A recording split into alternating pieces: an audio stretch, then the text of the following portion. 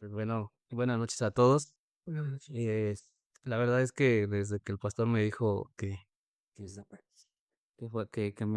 participara si puede ayudarlo, en algún momento le quise decir que no, porque la verdad es que incluso cuando me ha tocado moderar, me he puesto demasiado nervioso. Hay veces que yo normalmente escribo todo lo que quiero decir o para que no se me olvide, pero ya en el momento de estar ahí, híjole, la verdad es que las cosas cambian bien drásticamente.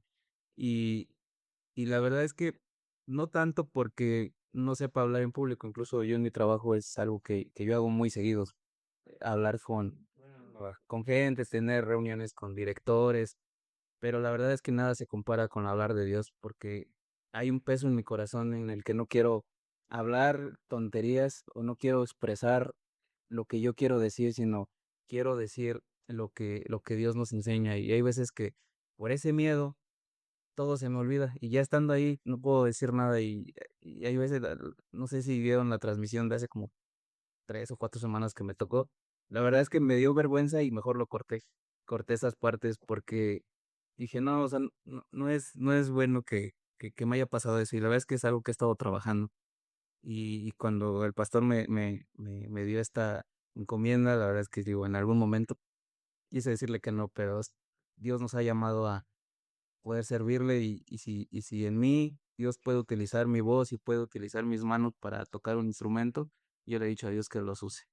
Entonces, hoy vamos a estudiar un tema que la verdad es que llevo cerca de 15 años de cristiano, supuestamente es cristiano, pero la verdad es que no había entendido en qué creemos. O sea, muchas veces te preguntan, ¿tú qué religión eres? Y pues uno religiosamente hasta algunas veces decimos, pues soy no creo en una religión, pero leo la Biblia, ¿no? Pero realmente ahorita lo que hemos estado estudiando en estos miércoles, la verdad es que para mí y creo que para muchos de ustedes ha sido una bendición. Hemos entendido muchas cosas que antes pues solo pues, lo veíamos como historia, pero la verdad es que fue la semana pasada que estuvimos hablando acerca de la justificación que Dios hace. La verdad es que a mí me voló la tapa de la cabeza.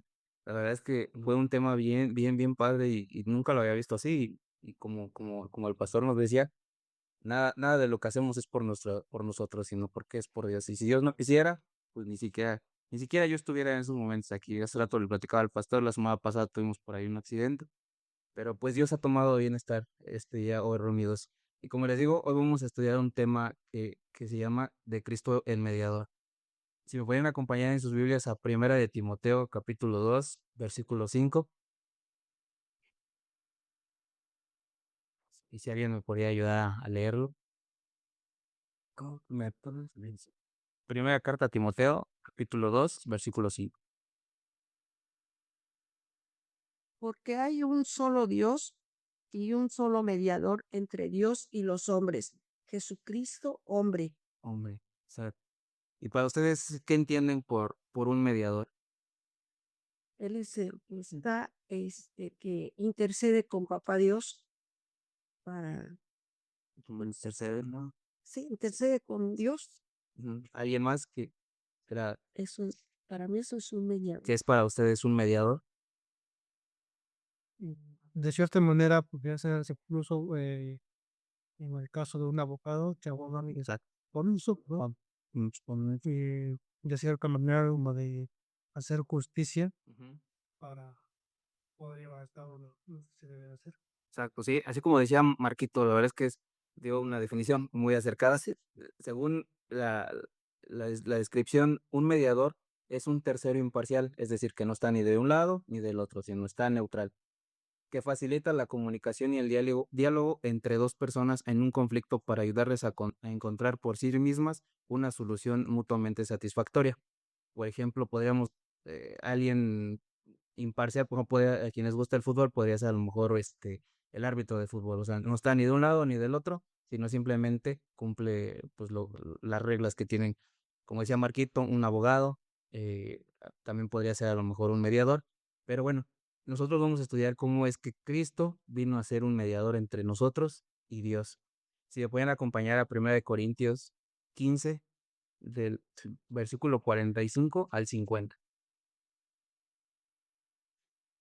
Y si alguien me puede ayudar a leerlo. El versículo. 45 al 50. Dice, así también está escrito, fue hecho el primer hombre Adán, alma viviente, el postrer Adán, espíritu vivificante, mas lo espiritual no es primero, sino lo animal, luego lo espiritual. El primer hombre es de la tierra, terrenal, el segundo hombre, que es el Señor, es del cielo.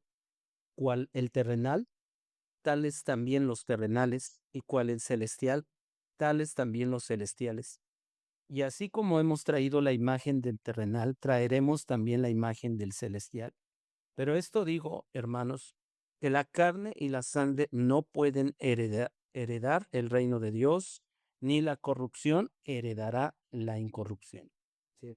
Este versículo me gustó mucho cuando lo estuve leyendo. Iba nomás poner la parte esencial que viene, la esencia, pero quise meter todo eso porque aquí podemos sacar digamos, dos mensajes de esta pequeña parte. Por una parte, nos enseña que la resurrección nos transforma nuestra naturaleza mortal y terrenal, heredada por Adán, en un cuerpo espiritual y incorruptible, como el de Cristo. Pablo destaca que al igual que llevamos la imagen terrenal, llevaremos la celestial, y que los cuerpos físicos y corruptibles no pueden heredar el reino de Dios. Por eso es que tenemos que morir y resucitar juntamente con Cristo. Le digo, quise poner todo esto porque me gustó este mensaje. No quiero profundizar mucho en todo esto, pero quise nada más como mencionarlo. Aparte, en las escrituras nos enseña que Cristo fue el último Adán, cabeza pactual. Estuve investigando y a Jesucristo se conoce como cabeza pactual o persona representativa. Así como mencionaba hace algunas semanas, no sé si supieron, bueno, escucharon la enseñanza. Marco nos decía que incluso desde bebés, cómo es que, pues, digamos, algunas personas dicen, no, es que cuando eres bebé, pues no tienes pecados. Pero, por ejemplo, si tú pones a dos bebés y están jugando y de pronto le quitas su juguete, pues la reacción del otro bebé pues, es pegar. Pero ¿quién le enseña eso? O sea, es nuestra naturaleza como seres humanos. Entonces, Adán nos representa a toda la humanidad y Cristo nos representa como los escogidos. Cristo es el único mediador entre Dios y los hombres. Eh, Él es el verdaderamente Dios, verdaderamente hombre, elegido por el Padre, ser profeta, sacerdote, rey, redimido y garantizando la salvación de su iglesia. Adán fue creado a imagen y semejanza de Dios, lo que implica que poseía características morales y racionales como el intelecto y el libre albedrío, capaz de razonar y elegir. Sin embargo, no era un ser divino. O sea, Adán era como Dios, pero no era Dios. Pero aquí hay una palabra bien clave, que es que él no era divino. Dios es divino y Dios es todopoderoso y él es inmortal. Y Adán era un hombre mortal, aunque tenía características como de Dios, porque estaba hecho a su imagen y semejanza, no era Dios. Él era un ser humano creado del polvo con un espíritu mortal, pero finito y responsable de cuidar el Edén. Dios le dio esa potestad. Cuando Adán no tenía pecado, tenía mente clara y un corazón puro y una voluntad correcta. Adán en esencia era un hombre perfecto, con la capacidad de tomar una decisión de no tocar el fruto. Dios le dio el mandamiento que no debía tocar el fruto. Pero Adán era profeta, pensaba como Dios, sabía lo que era bueno y podía hablar de Dios a toda la ocasión, porque tenía comunión con Dios, incluso Dios le hablaba y él lo podía escuchar. Era sacerdote porque todo lo que hacía lo dedicaba a Dios, y era rey porque él sometía y reinaba sobre todo. Todo esto expresaba la voluntad de Dios, aunque él no lo sabía explícitamente, porque Dios nunca le dijo, tú eres rey, profeta y sacerdote. Estas cosas eran implícitas porque él tenía un liderazgo. Él estaba, digamos, en la tierra y podía hacer lo que Dios le mandara, y de alguna manera él era un rey, un sacerdote, aunque Dios no se lo dijo explícitamente. Estas cosas hubieran sido más evidentes si él no hubiera pecado, pero como pecó, se perdió todo. Entonces, Dios tenía los preparativos para enviar al último Adán. No es como que a Dios se le haya salido de las manos de decir, te puse en el huerto, cometiste el pecado y eso no estaba en el plan, ¿ahora qué voy a hacer, no? Entonces, todo esto Dios ya lo tenía, eh, digamos, pensado que iba a pasar, que seguía, incluso la salvación, y que iba a mandar a su hijo, Dios ya lo tenía predestinado. Eh, Entonces, como les decía, Dios tenía ya los preparativos para enviar al último Adán, que así se conoce que es Jesús, para que se manifestaran estos tres oficios en una sola persona, que en el Antiguo Testamento se llamaban los oficios ungidos. Eh, Estuve investigando acerca de qué es los oficios ungidos y consistía en derramar aceite sagrado sobre ellos como una señal física de que Dios los apartaba, consagraba y capacitaba en su espíritu para una tarea específica en el servicio de Israel. El término profeta se utiliza primeramente en el Antiguo Testamento con Abraham. Si me podían acompañar a Génesis 20, versículo 7. Sí.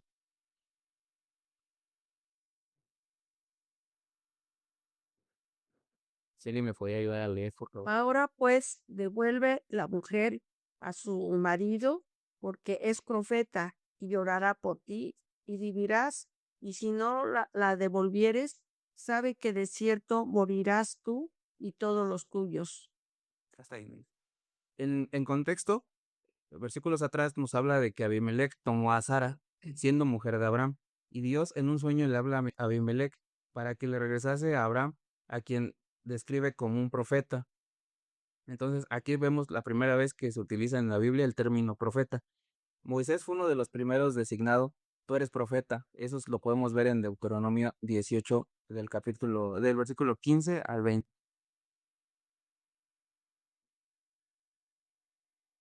¿Alguien me puede ayudar a leerlo, por favor? Sí. No, 18, 15 al 20. Profeta de medio de, profeta de en medio de ti, de tus hermanos, como yo. Te levantará Jehová tu Dios, a él oiréis, conforme a todo lo que pedisteis a Jehová tu Dios en Horeb el día de la asamblea, diciendo, no vuelva yo a oír la voz de Jehová mi Dios, ni vea yo más este gran fuego para que no muera. La sucesión de los profetas lo podemos ver a lo largo de todo el Antiguo Testamento, hasta Cristo. Después de Cristo ya no ha habido alguien que se mencione como un profeta. Cristo es nuestro profeta que vino a ser un profeta, sí, profeta para siempre. Después no se levantó ningún profeta con las características que tenían en el Antiguo Testamento. Por eso es que el gran profeta ya ha venido y ese profeta es Cristo. La palabra sacerdote se menciona por primera vez a Melquisedec en Génesis 14:18.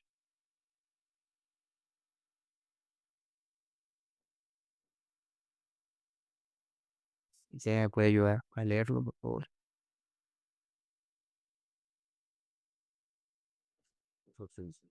Y Melquisedec, rey de Salem y sacerdote de Dios Altísimo, le llevó pan y vino a Abraham. Ujú. También en Hebreos y en Salmos hay referencia de que Melquisedec era sacerdote. En el Salmo 110:4 dice, juró Jehová y no se arrepentirá, tú eres sacerdote para siempre, según la orden de Melquisedec. Todo esto apuntaba a Cristo.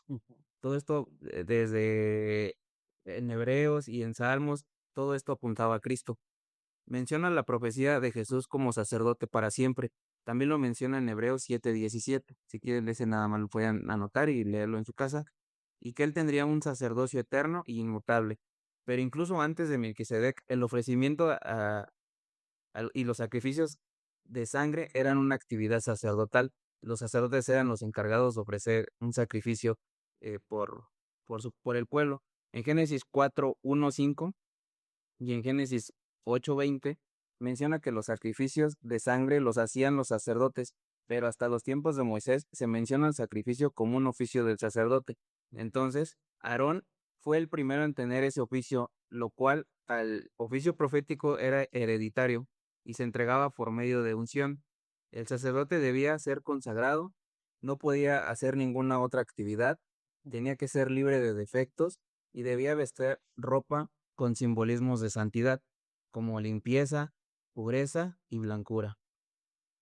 Eh, en Hebreos 7, del 22 al 28, nos menciona que habría una sucesión de sacerdotes de sus descendientes de Aarón hasta que llegó el sacerdote eterno. Si quieren, podríamos leerlo.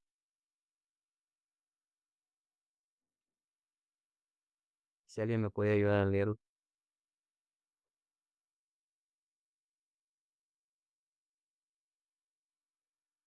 7, del 22 al 28.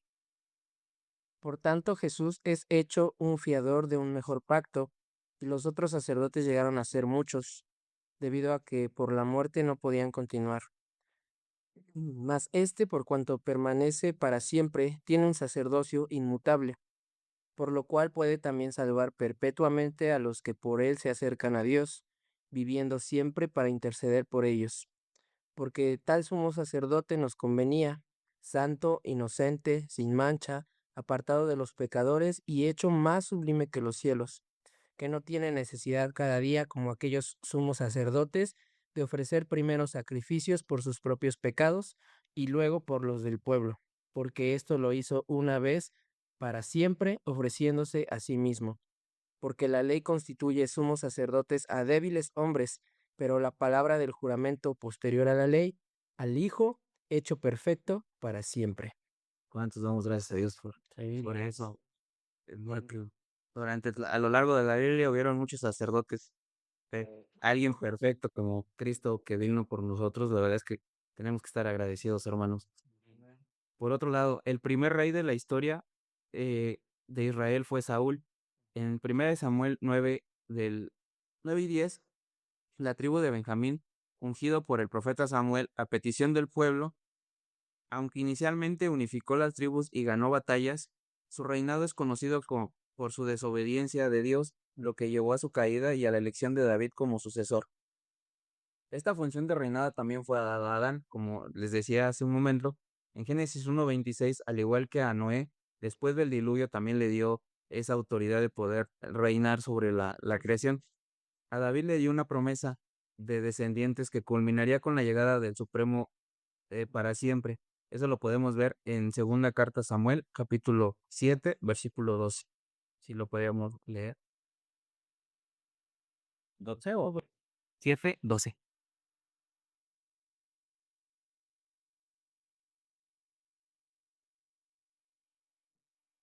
Y cuando tus días sean cumplidos y duermas con tus padres, yo levantaré después de ti a uno de tu linaje, el cual procederá de tus entrañas, y afirmaré su reino. Mm. Cuando Cristo vino y cumplió los requisitos para los tres oficios, durante el Antiguo Testamento estos habían sido realizados por profetas verdaderos y profetas falsos. Hacían el ejercicio de sacerdote, había sacerdotes buenos y había sacerdotes malos.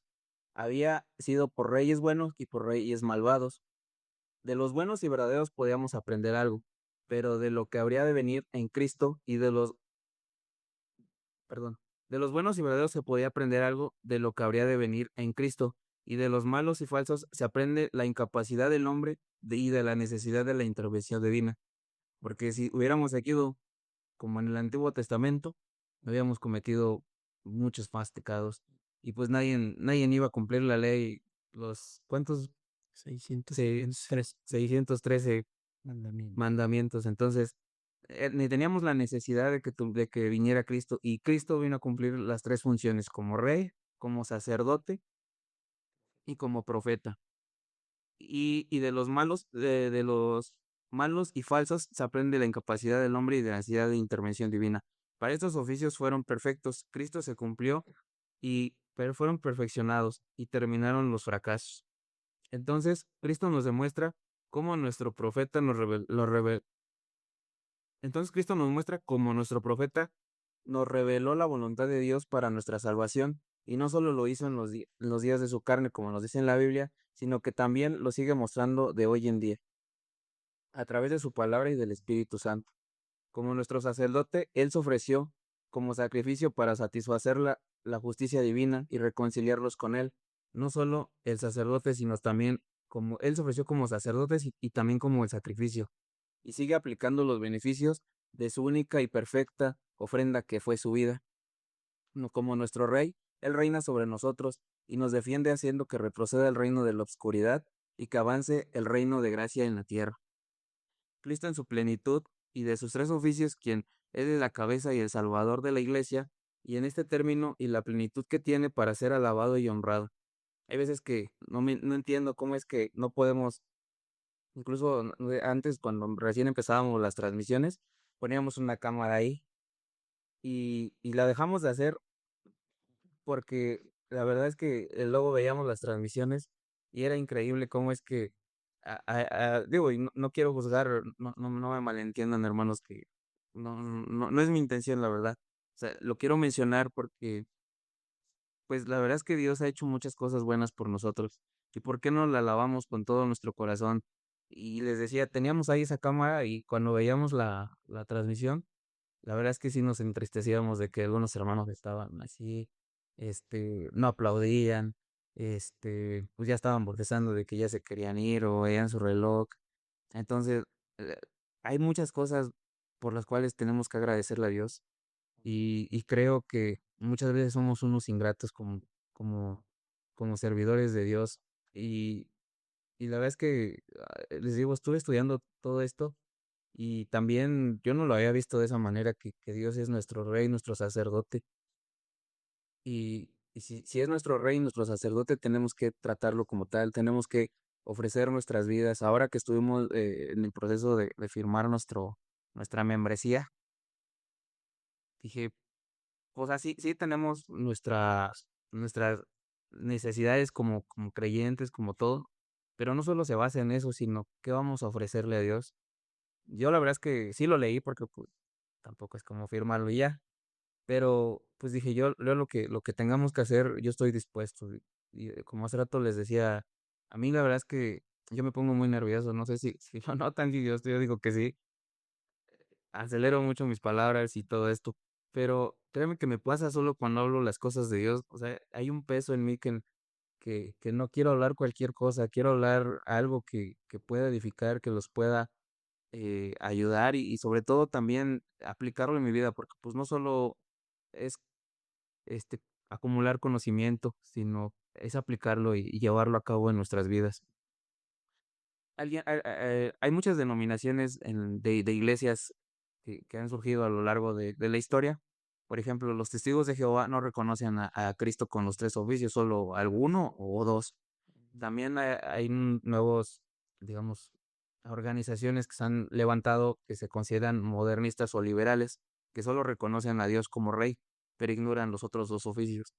Y en algunas iglesias se olvidan de que Dios es rey, que Dios es este sacerdote, que es profeta, sino solo se centran en su amor, en que Dios no, que Dios es amor. Y sí, o sea, Dios es amor y todo lo que podamos ver acerca de eso. Pero también Dios es rey y también es justo. Y también nos va a juzgar y también vamos a tener un juicio. Entonces, hay cosas que en la iglesia se han dejado a un lado y por tratar otros temas no le dan el énfasis que se requiere. Entonces, esos lugares que se hacen llamar iglesias son sectas porque no reconocen a Jesús como rey, sacerdote y profeta. Y eso es algo en lo que nosotros creemos, que Dios es nuestro rey, nuestro sacerdote y nuestro profeta. Hace estos días hemos estado viendo una serie de Netflix, se la recomiendo, aunque sí les recomiendo que también lo filtren por la palabra, porque la verdad es que sí, en esencia sí tiene, pues como que se llama Los Elegidos, no sé si alguien ya la haya visto, que trata acerca de cómo fue Dios trayendo a sus discípulos, que precisamente es lo que hemos estado viendo con las enseñanzas que hemos estado viendo acerca de Juan. Y para los que son así como más visuales, yo la verdad es que soy muy visual. Hay veces que leo las cosas, pero no entiendo las dimensiones. Y platicaba con mi esposa y le decía, ¿cómo es que, por ejemplo, los miembros del Sanedrín juzgaban a Dios porque sanó al paralítico en el Bethesda? Entonces, lo juzgaban porque lo sanó en el día de reposo y no se daban cuenta de la magnitud que, que, que representaba para la persona y pues, o sea, verlo, o sea, lo podemos leer y podemos decir, pues sí, ¿no? Pero verlo, dimensionarlo, la verdad es que a mí no me cabe en la cabeza. Pues, cómo es que teniendo al mismo Mesías de frente, pues seguían con sus cositas de que no, pues es que es el sábado y así. Entonces, mm, es algo que creo que en la iglesia todavía sigue muy presente. Seguimos con muchos legalismos, tal vez hasta con religiosidad, pero no nos damos cuenta que Dios es todo para nosotros. Por lo tanto, hermano, los quiero animar a que podamos reconocer a Dios como nuestro rey, sacerdote y profeta, y sobre todo que entendamos la magnitud de lo que estamos haciendo. O sea, que no solo es conocimiento, como le decía hace rato, sino que lo tenemos que llevar a cabo en nuestras vidas. Y si algo no está claro, sí, podríamos aclararlo. La verdad es que, le digo, me pongo muy nervioso, no sé si quedó claro, si quieran a lo mejor alguna pregunta que tuvieran, pues estamos aquí para servirles. Entonces, pues por mi parte sería todo, pues. Celestial.